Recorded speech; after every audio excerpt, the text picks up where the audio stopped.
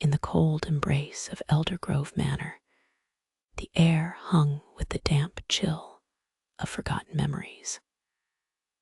The slender corridors twisted in eerie silence, and as night fell, shadows danced with a malicious grace, seeming almost alive. The manor may have stood for centuries, its exterior bearing the wear of time, but the true sense of foreboding lay within, wrapped around the benign presence of an antique mirror in the hallway. The mirror's surface was pristine, reflecting the dim glow of sconces lining the walls. However, that pristine facade was only skin deep. It was said that the mirror had been there since the manor's first stones were laid, brought across the sea from the old country by pioneers seeking a new beginning. Yet, from its first moment on these shores, rumors had clung to it like barnacles, rumors of a cursed object that saw more than it should.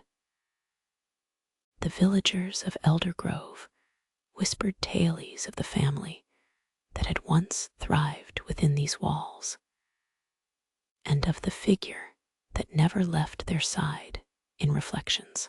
The Birchfield family portraits held pride of place along the walls, each depicting happy faces, laughter frozen in time. Although there was always one person too many, barely visible, shrouded in the corner of every scene, whether painted or reflected. A chill wind snaked through Eldergrove as 3 investigators converged at the entrance of the Birchfield Manor. Amelia, the lead investigator known for her keen eye for supernatural distortions, approached with her colleague, Lawrence, a skeptic with an analytical mind, and Arthur, a tech-savvy enthusiast who balanced the line between belief and inquiry with his gadgets at the ready. They stood at the imposing doors, each carrying their own tools of trade, microphones, cameras, EMF detectors, all designed to capture the unseen.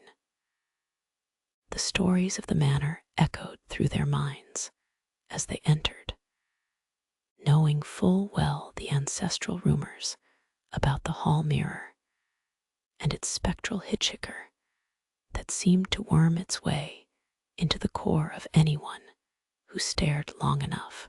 As they stepped inside, a sense of being watched descended upon them.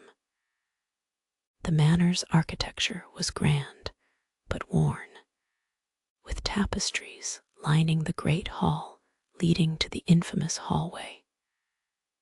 There the mirror awaited, its aura almost tangible. Shadows loomed like silent sentinels, and an oppressive silence established a stage set for ancient spirits to play out their haunting melodies. The investigators paused, standing before the mirror that bore both beauty and bane. Its frame, rich in ornate carvings, seemed to whisper of distant lands. Amelia approached first, observing the contours and careful etchings, as if searching for clues within the woodwork itself, while Arthur, entranced by the possibilities, scanned with his devices. Lawrence, however, lingered back, focusing on the stories. He began to ask, what makes a reflection true? Is it the light it captures, or the shadow it reveals? His voice seemed to catch, as if stolen by the dark corners of the room, fading into the prominence of silence that hung heavy like a lingering mist. The first chills of unease crept down Amelia's spine as she and her colleagues caught glimpses of movement in the glass that defied logic. Brief flashes of distorted images rippled across the mirror's surface, images that held forms defying nature's intent, hinting at hidden truths woven into the fabric of reality, where history and haunting converged. As twilight deepened into night within the manor, the team set up equipment to record their observations. Cameras trained on the mirror stood vigilant, flanked by sensors mapping the unseen. Arthur worked diligently, his fingers dancing over blinking consoles as he prepared to capture any anomalies. As the hours slipped by, the manor's restlessness seemed to grow. The investigators felt the omnipresent weight shifting through shadows. Emilia scanned her notebook, delving into historical reports on previous sightings. A tragic tapestry of family secrets and untimely demises hinted at connections to the extra figure in the mirror. Around them, the groans of the ancient building sang in morose harmony with the rustle of the wind outside, creating an unsettling symphony that echoed through the halls. The darkness seemed to thicken, and the air turned crisp with anticipation, as though the manor itself listened to their every word and breath. Restlessness took root among the investigators. Time seemed to stretch like the corridors of the manor, leaving them tangled in its lengthening shadows. Arthur, staring deeply into his devices, suddenly gasped. The monitors flickered erratically, catching fleeting images, an indistinct figure hovering in the corner of camera frames, always just out of clear focus. A low whisper began filling the room, not confined to voice or form. It echoed like a drip feed of dread into the unfolding silence. An unseen force dislodged a candle in its holder. Its flame danced vividly with unnatural vigor as shadows grew and contorted against the walls in a grotesque ballet. Lawrence felt his heart quicken, doubt dissolving into fear as he realized the root of their unease. The presence within the manor was aware of them. The mirror, once a silent observer, now bore a sense of awareness, bringing with it an intoxicating malevolence that gnawed at the borders of sanity. Emilia decided to confront the mirror's secrets. Determined, she approached it with measured steps, her breath steady though her heart raced. The reflection captured her as it had the family before her, blending her presence with those lost to time. Her visage withstood the mirror's scrutiny, yet out of the corner of her eyes, she noticed a flicker, an additional, impossibly opaque form. This form began to gain clarity in her vision, an entity more felt than seen, standing beside her in a ragged, timeless visage that seemed woven from the shadows themselves. The air reverberated with chilling cold, and as Emilia stood beside this ghostly image, a voice reverberated within her mind, a mournful melody of sorrow and beckoning. Emilia stiffened, fighting an urge to flee. Understanding the stories repeated by the villagers were not just tales of superstition, but linked to deep-rooted truths. The presence by her side was not malevolent, merely seeking something unattainable. something beyond the mirror's reach in the confined walls of the manor's grasp. As the manor's history unraveled through Amelia's encounter, Arthur and Lawrence scoured journal entries found within the library. A wealth of familial notes and records captured the Birchfield's lore, hinting at forbidden dealings and unspoken pacts entwined with the mirror's creation.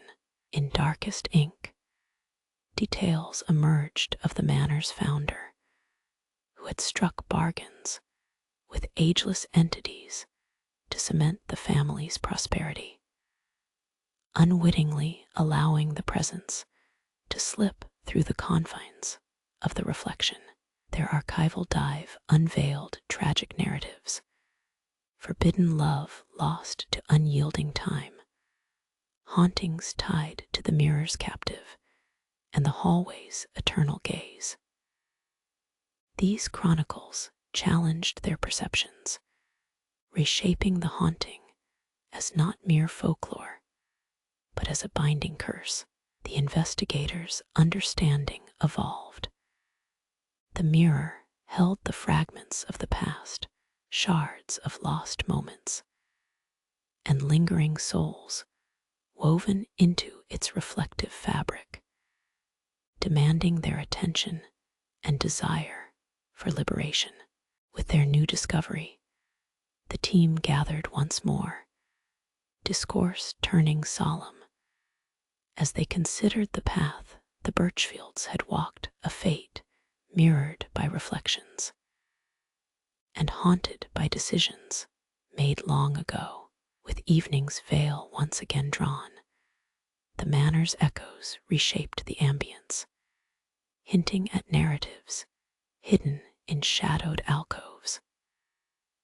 Amelia, driven by the echo of the presence still vibrating through her, forged a plan to release the restless soul without succumbing to its hold upon their own realities.